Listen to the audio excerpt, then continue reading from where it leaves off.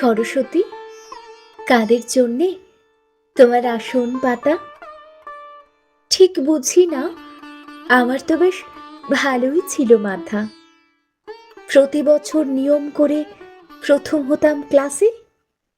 নম্বরে তো থাকতো না কেউ আমার আশেপাশে। স্যার বলতেন, এই ছেলেটা মান বাড়াবে নির্ঘাত। দেখছো না ওর মাথায় স্বয়ং সরস্বতীর হাত? সরস্বতীর হাত কি রকম, কাদের মাথায় পড়ে ঠিক বুঝি না। সরস্বতী থাকেন কাদের ঘরে?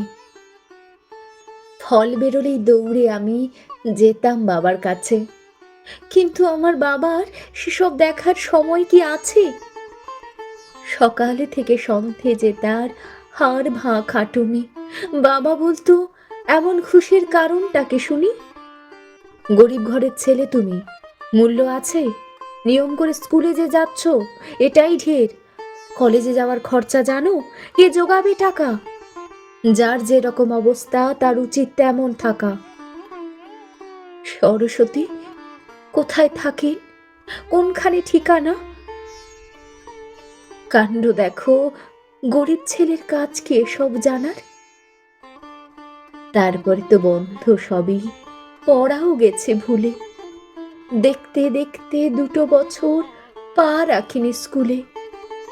কারোর ভাগ্যে ছক্কা জোটে, কারোর ভাগ্যে পুট। আমার একটা নাম জুটেছে। নামটা কি বলো তো? স্কুল ছুট। বাবা বলল, কাজ খুঁজে নাও। পেয়ে গেলাম কাজও। সরস্বতী মা গো, তোমায় খুঁজছে কিন্তু আজও। পেলে তোমায় কোথায় রাখি, কোথায় মূর্তি গড়ি? আমি এখন ব্যস্ত, ভাতের হোটেলে কাজ করি। স্যার ডাকতেন নরম সুরে, স্নেহের ছোঁয়া দিয়ে। এখন মালিক ধমকে বলে, টেবিলটা মোচ গিয়ে। তবুও যখন ভাবি মাথায় রাখবে তুমি হাত, আওয়াজ ওঠে, 4 চিকেন, 6 নম্বরে ভাত।